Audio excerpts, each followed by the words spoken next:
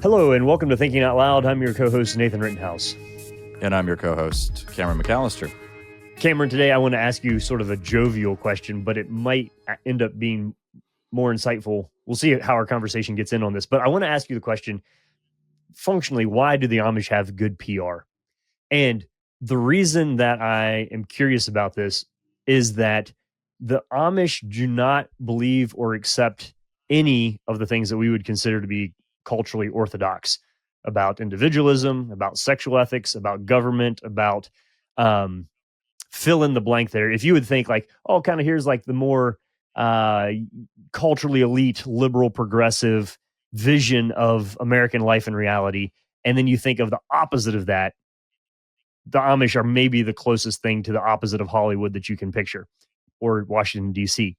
That being said, they have decent PR. Like, you just got to admit that people, by and large, I think people who don't know the Amish like the Amish maybe more than some people who do know the Amish. There's a phenomenal amount of caveating that have to do there of saying this is not really a monolith. Really some wonderful people there. And then some people that are running around under the garb of that tribe who are up to serious nefarious things. Almost everybody who knows the Amish knows some crazy wayward ones. But, you know, if you start thinking about jams and jellies and Amish furniture, there is sort of a bucolic, idealistic cultural pass that they get while being, many of them, within the realm of Orthodox Christianity. And so it's like the one expression of Christianity that you don't hear people on MSNBC ranting about. Am I missing something here, or is my analysis kind of, is there a deep irony here, or is it just me? What's funny is that you have a couple of different things going on there. And I think you've got some great insights here, Nathan, also because of your own church tradition, which is not Amish, by the way. This is a mistake that people who first meet Nathan sometimes make. And I wish it went beyond just the fact that he has a beard, but I think it's the fact that you have a beard is the main factor. I used to not have a mustache, which really threw people for a loop. So yeah. Sure.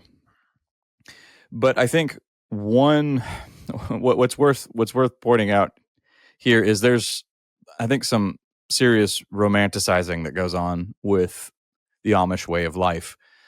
There are a couple of different trends we can point to. There is the ever-present Amish romance novel, but both you and I, Nathan, have to be honest. This will probably shock many of our listeners, but Nathan and I have actually never read an Amish romance novel. And I feel like it's too easy of a caught one. It's a bit of a straw man, I think, of the culture. But just realize that straw was made by horsepower. Yeah, there you go. But it's hard to dispute the immense popularity of that genre. And Nathan, I know you've been on here before and you've talked about speaking with bookstore owners who have shrugged their shoulders and said, yeah, that's probably what keeps the doors open and the lights on here. So there's tremendous popularity there. But I don't know. I think other Christians are reading Amish romance. So that's its own like little world, I think. I mean, I don't know. Are they New York Times bestsellers? Perhaps. I have no clue. Maybe somebody who's listening is more adept at the nuances of the genre there. But I largely think of that category being read by other Christians. So there's that. What I'm talking about is the people who aren't Christians who seem to think that the Amish are cool. Right. So outside believing circles. Well, just and one fun little point there. Some of them, not all of them, some of them are actually New York Times bestsellers. You remember we talked a while back about Daniel Silliman's Reading Evangelicals, his book where he looks at different examples of evangelical fiction. And he had one, and his criterion for inclusion in that book was the novel had to sell 1 million copies at least. And so he's got one chapter on an Amish romance novel. So anyway, so why the larger appreciation of the Amish? Well, so I said romanticizing the Amish. So that goes beyond romance novels. I think people romanticize the Amish because they seem to embody a rustic type of life, no longer available to most of us in the modern world. they seem to be. Now, again, remember, what I'm doing is spouting off what I think are romantic sentiments. I don't actually necessarily agree with anything I'm going to say right now. But yeah, the notion that they're more in touch with the earth, they've got a more holistic vision of community and belonging. And I think here's one that actually moves beyond the superficial nation, Nathan. I think the Amish are perceived as being consistent in the sense Mm-hmm. that they really are committed to their particular and peculiar vision of life that sets them apart. But Nathan, I think you need to chime in on the political piece. I don't want to say that because that's your insight, and I think that really gets to the heart of the matter of why they get a pass. But so I want to kick that over to you.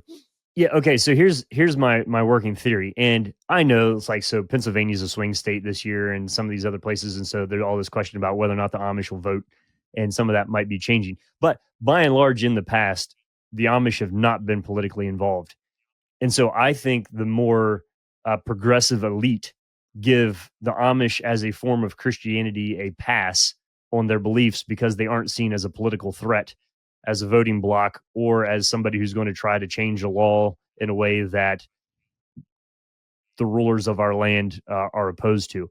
So it seems to me that that would be my main hunch, is that the Amish are seen as neat over there and not a threat to us, and therefore there are things that we can admire about them from a distance because they're guaranteed to stay at a distance and not be interfering with the way in which we do life.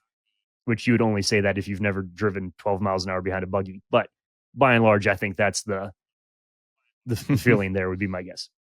And so we could do a little comparing and contrasting. So Southern Baptist Convention, for instance, are perceived as a very serious threat. And a big part of that, this is not the only reason. Actually, I want to get to the other reason, Nathan, because I think that'll take us in an interesting direction here. But the one reason is certainly they're a pretty serious voting bloc and have proved fairly decisive in elections in the past, which is why also there are serious efforts to either undermine SBC or to seek to persuade them on certain issues like abortion, for instance, which is one of the major, of course, hot button issues in a political race. And so there are huge efforts along those lines because, right, results are involved, political will is involved, and massive amounts of money. But here's the other thing, Nathan, and this takes us beyond, it includes the political, but goes beyond it in a way as well. The Amish are not evangelistic. SBC is extremely evangelistic. I mean, and for all their faults, their emphasis on missions in North America is pretty much without parallel. They are a kind of a single-handed denominational force for missions, not only in the United States, but just, global missions. And good for them. And so they are out there, and good for them, yes. But so they're out there proclaiming Christ as the truth, the way, and the life to their neighbors in their communities. And that is perceived, particularly in our cultural moment, as a threat. I think, Nathan, if the Amish were more passionate about outreach, there would be less sympathy for them from our cultural elites. That's one guess. Yeah. So is it merely that? So as you're listening along to this, think through whatever flavor of Christianity that you're involved in, and the cultural reception that you perceive that it has, and do a little comparing and contrasting here. And Cameron and I aren't becoming Amish at the end of this episode, so the criticisms are all there. We're just using this as kind of a foil here to wrestle with. Yeah. So here's the question then. Is the thing that people don't like about Christianity is that it seems to be imposing something on them? And the Amish right now, so the opposite would also be, Jehovah's Witnesses and Mormons. I think largely the Amish, like, right. If people had to choose between which one of those would you like to have as a neighbor, one will sell you strawberries and the other will knock on your door with literature. So, that, yeah, right. I'm by and large agreeing with what you're saying there. Well, I think of a phrase that, and I know he'll come up again, but a phrase that Leslie Newbigin uses, the gospel. So in his little tract, basically, it's not even, it's so short, it's barely a book, but truth to tell. But the subtitle is the gospel as public truth. So, and let's point out an irony, by the way, here. If you were to go into an Amish community, you'd very quickly discover, okay, let's say you're a thoroughly 21st century person, maybe a little bit, you have some, you're a typical political liberal, and you happen to traipse into an Amish world, you're going to find, by and large, oh my goodness, these people, not only do they have thick beliefs, but this is, I view this as repressive, squelching my individual expression and trying to, having to prioritize the needs of the community. So, I mean, they don't even announce their pronouns when you talk to them. So in no way, shape, or form is an Amish way of life a purely private conviction at all. Well, so now they have, but I wasn't their joking. influence is small. Yeah, but I wasn't joking about gender. You can tell if an Amish person is a man or a woman from like a quarter mile away. Oh, yes. So when you're saying whether or not it's oppressive, I'm just saying that the rigidity of a system of belief is so opposite. Now, also, I want to throw in the caveat here. Like I've spoken to a whole lot of ex-Amish people too, and in fact, I spoke at a conference years ago in Indiana of like 400 ex-Amish guys, and there would be a lot of conversation there about whether or not the Amish really are Christian and what percentage of them actually have a relationship with the Lord, and that I get all of that. We're not doing an expose or an intensive analysis of their Amish beliefs. theology, yeah. But there isn't like public Amish theology. There isn't a CNN doesn't cover a gathering of Amish bishops. By and large, there's no public facing nature to an articulation of their actual theology. You're basically left on people who have left it, or a very select number of scholars tipping their toe back into that and then reporting almost as if it's like a foreign country that lives among us and even speaks a different language, for the most part. So. Yeah, just to reiterate your point there, Cameron, it's so totally different than what we see as our modern ideals. Right. And I think and in no way do they hold the kind of non-threatening sensibility that they seem to exude is very different if you live in their communities. I think their communities would be perceived as highly invasive to some people. And if you have an Amish neighbor, they're probably going to own your farm in the next 25 years. Mm-hmm. So depending on what you consider to be a threat is different. Yeah. But so any kind of faith tradition, though, that is evangelistic. So it seems to me here, now I'm not comparing these two. The differences between their beliefs and their expression of those beliefs could not be more different, but there are some similarities here. You had an experience when you were meeting with a lot of people who were theological progressives, basically, Nathan, who were parts of mainline denominations.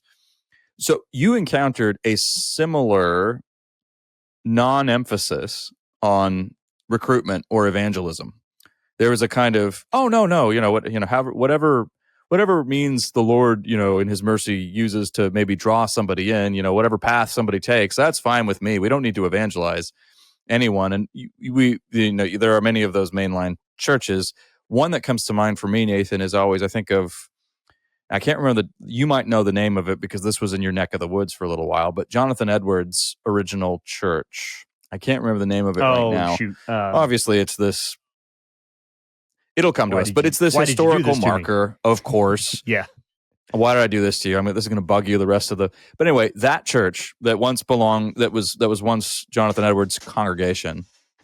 It's now a mainline church, and so it's virtually. I mean, it's pretty, from what I understand, almost empty on a Sunday morning, and very few people actually, sit in the pews to listen to. At the time, I think the lesbian pastor who was there. I'm not sure who's there now. This was somebody who had gone one Sunday to hear kind of, a lecture on social issues from the pulpit.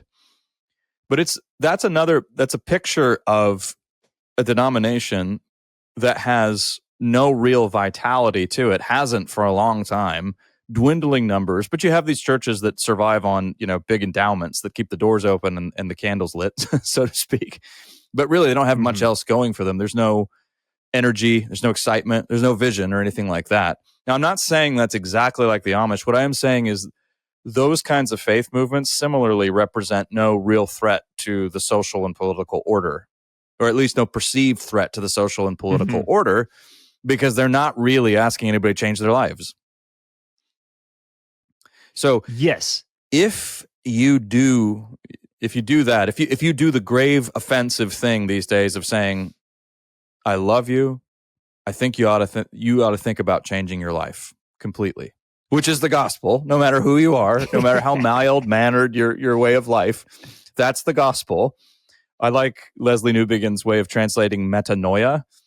He calls it a mental U-turn, where you radically and drastically change your mind.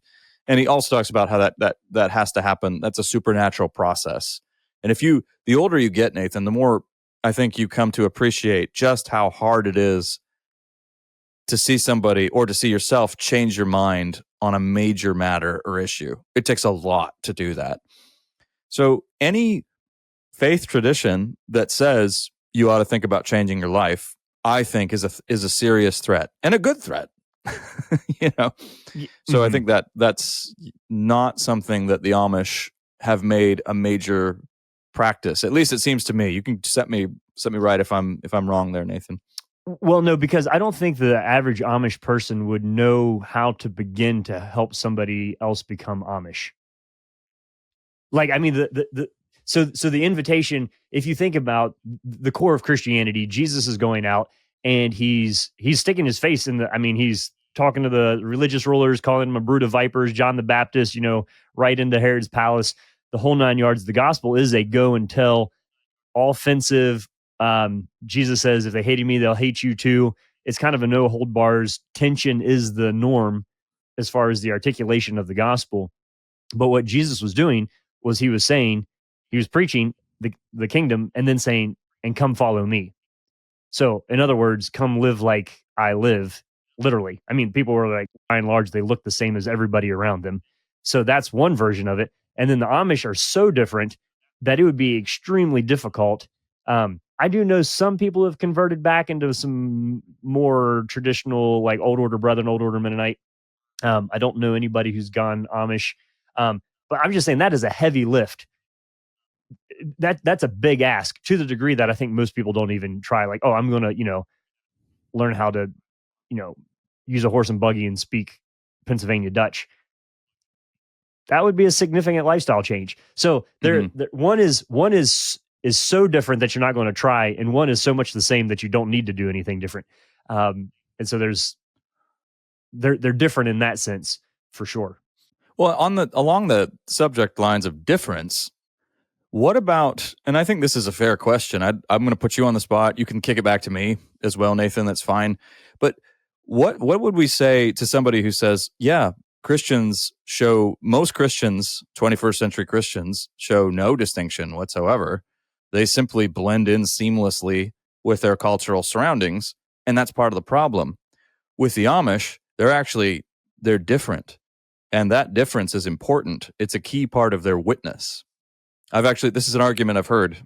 So how would you respond to that? That, yeah, they actually are, here is a people group who are actually distinctive in ways that most Christians in North America are not at all. Yeah, so I'll put the bottom line up front here. So what I think the terminology that my wife and I use is that we're shooting for distinction without isolation. Because you do have, there is a missional component and a need to be different. I don't see how you could follow Jesus and fit in. So there's that element of it. It is a little bit educational and instructional, though, isn't it, that the people who are trying to be like the world have worse PR as Christians than the people who aren't trying to fit in with the world. So, that's take it or leave it from the Amish example there. But I think there is something really valuable about the distinctiveness of their lives. However, I think there's a total theological, missiological swing and miss when it comes to the go and tell, missional, discipleship forming, apologetic, mandates of the gospel. So I think you do have to have a certain level of distinction. And I think, Cameron, that that's not going to be something that you're going to have to think too hard about in the future. I think there's been such a hybrid between kind of pseudo Christianity in American culture that you've largely been able to live out your Christian principles under the umbrella of sort of a secular vision of liberty, equity, justice, education. But perhaps as there are cultural shifts, Mm-hmm. those differences will become more stark. And we might have to rely on the theology of some groups who have done a better job of saying, yeah, that's not us. We're going to kind of go over here and do something different.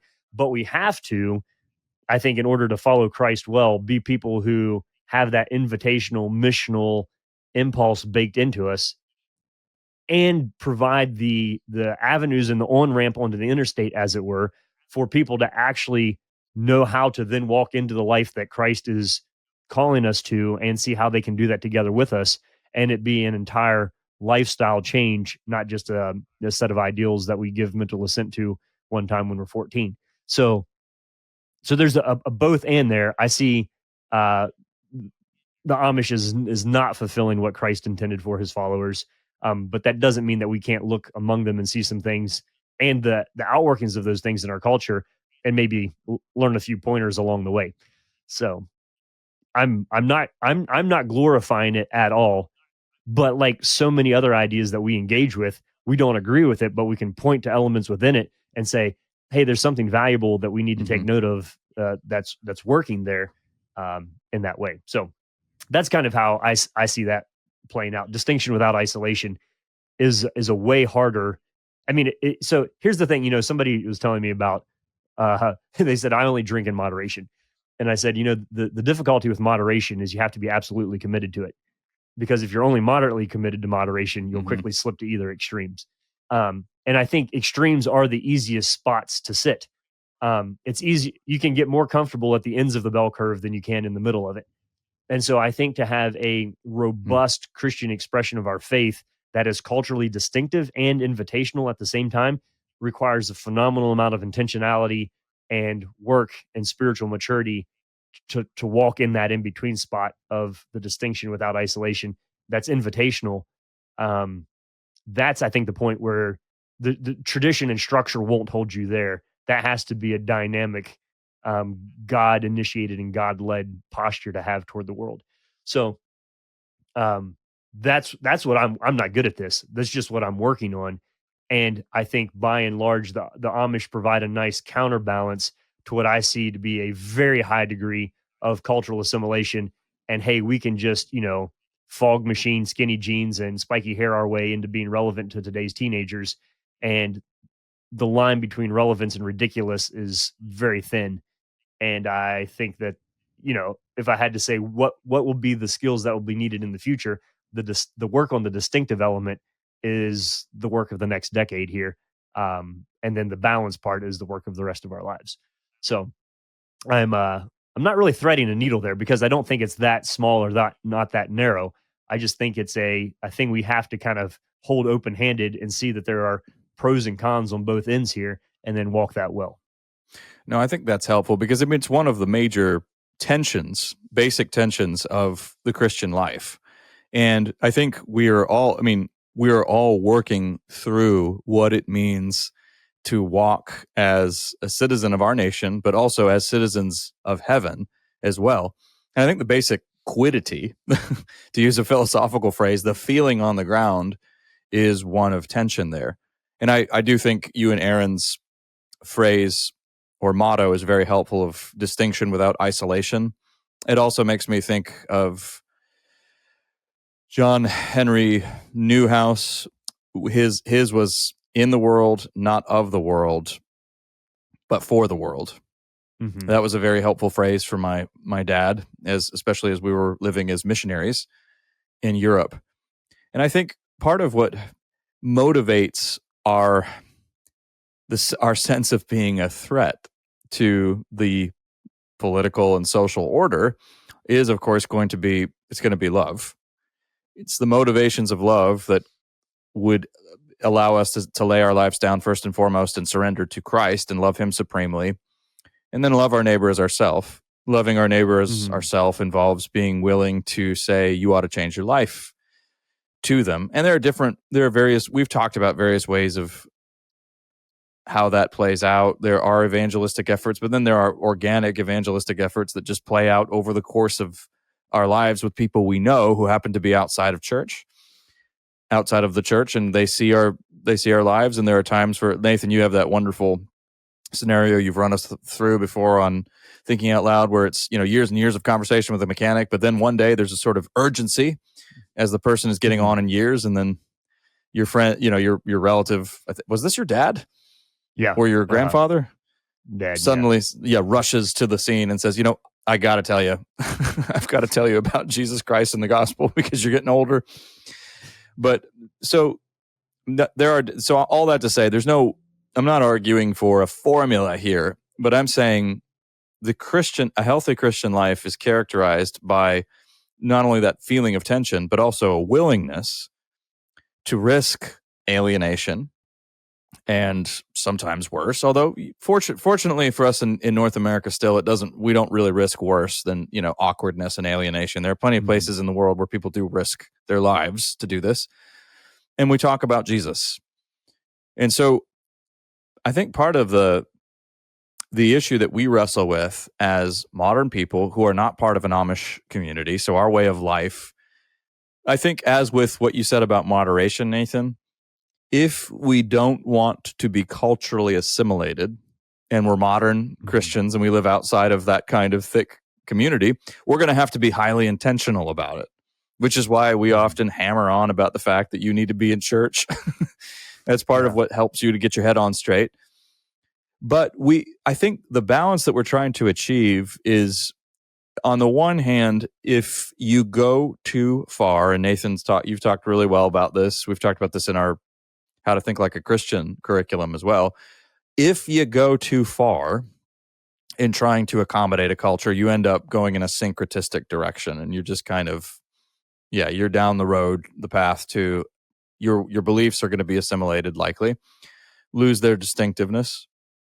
If you go down a path of isolation, though, on the other hand, you may have some good, thick community, but you'll never grow, and you won't be working to fulfill the Great Commission, going out and preaching Christ and making disciples of the people with which you're surrounded. So you need both.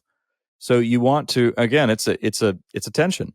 You want to hold on to that distinctiveness, which is going to make you look weird and stand out a little bit, but you also have to communicate to people. So complete isolation isn't going to work either.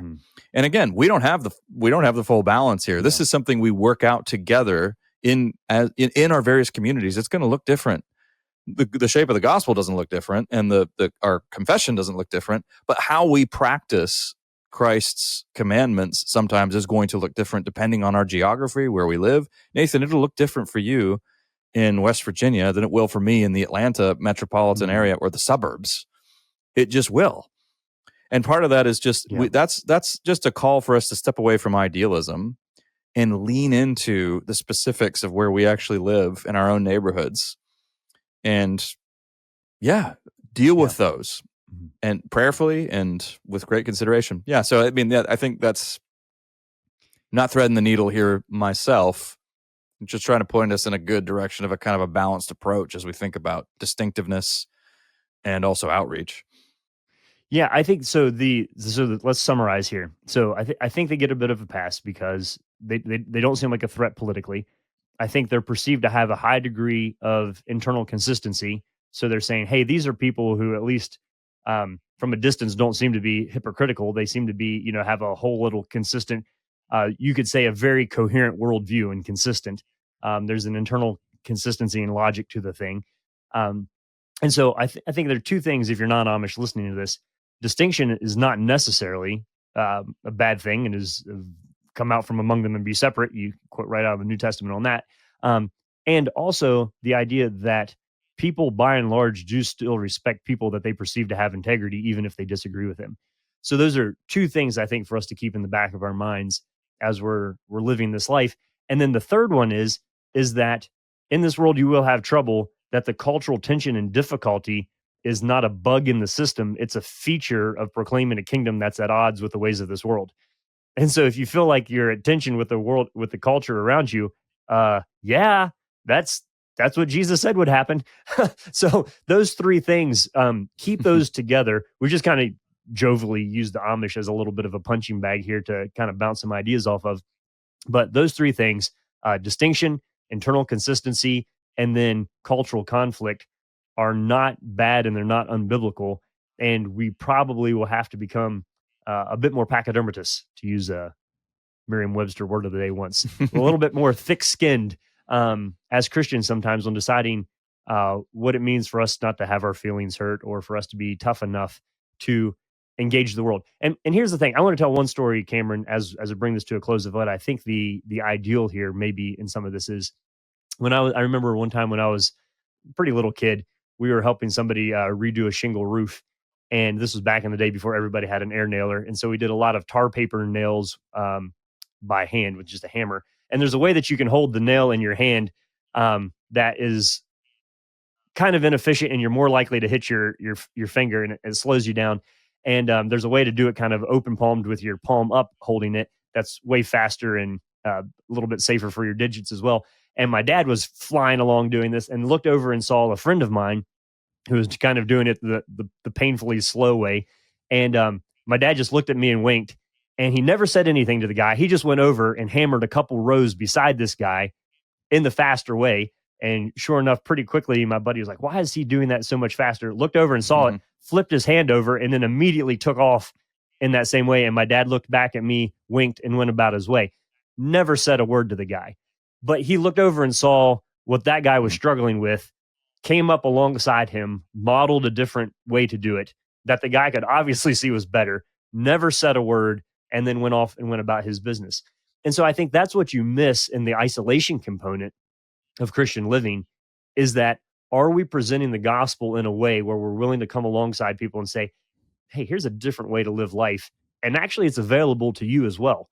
The threshold is not so high as to learn Arabic to become Muslim, or Pennsylvania Dutch to become Amish. This is a whosoever kind of thing. And it really does make a massively practical and tangible difference in the efficiency and the pain and the speed in which we live our lives. So I think that invitational interaction that's educational it is at the heart of, and sometimes we have to obviously use words to do that. Jesus was a preacher, but he also called people to come and follow him. And so it's the preaching, teaching, building, growing combination of life among and with that really is the heart of what I think it is that Christ wants for us. So hopefully you learned some lessons. I'm reminded of some good ones as we've rambled on here a little bit. And hopefully we've got some giggles and chuckles along the way as we do it. But let's keep those principles not in the back of our mind, but I think in the fore of our mind, as balancing ballast sort of in the bottom of our ship, as we think about how we want to stabilize our Christian engagement with the world around us in the 21st century. You've been listening to Thinking Out Loud, a podcast where we think out loud about current events in Christian hope. Thanks for listening to Thinking Out Loud. If you'd like to learn more about what we do, book Nathan or Cameron, or if you'd like to support us financially, whether through a one-time donation or on a monthly basis, you can do so on the donate page at www.toltogether.com. That's toltogether.com. And please consider leaving us a 5-star rating and sharing this content with your friends. It really does help.